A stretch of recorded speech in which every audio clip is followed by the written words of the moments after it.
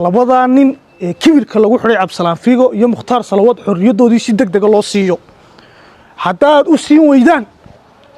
dhalinyartu waa kici waraf bay hay'ad xabado nool bal isku adeegsanayay markii gobolka awdalna dhalinyaradan la dhibaatay war Hargeysa inay yaro hadlay lama xidho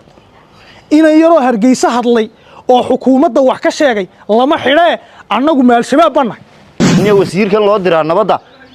malaha nabad ma shaqeeyo dagaalku soo qori tuuraa malaha maalinkuu soo noqdo maxaa dagaalka ridaa maalinkuu joogana maxaa baajiya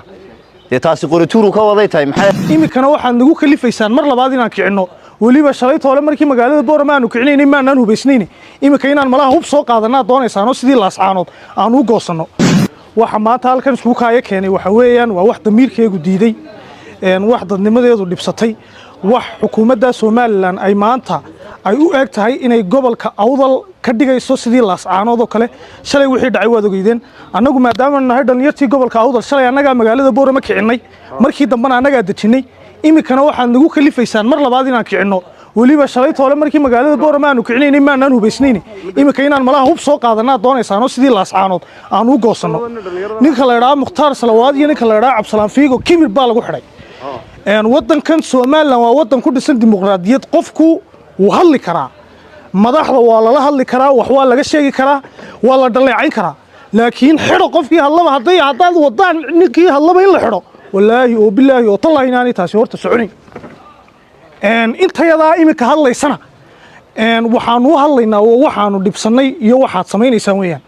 haddaba annagu halkan waxaanu idinka faraynaa dhammaan laamaha amniga dhammaan cid kastoo shaqo ku leh amniga in labadaa nin ee kibirka lagu xiray Cabsalaan Fiigo iyo Mukhtaar Salawaad xorriyadoodii si degdeg loo siiyo haddaad u siin weydaan dhalinyartu waa kici waraf bay hay'ad xabado nool bal isku adeegsanayay markii hore waraf bay hay'ad xabado nool bal isku adeegsanayay haddii xukuumaddu ay doonayso danta Soomaaliland ay ka shaqeynayso danta Soomaaliland dhalinyarta gobolka awdal laga daayay gardaamada iyo dhibaatada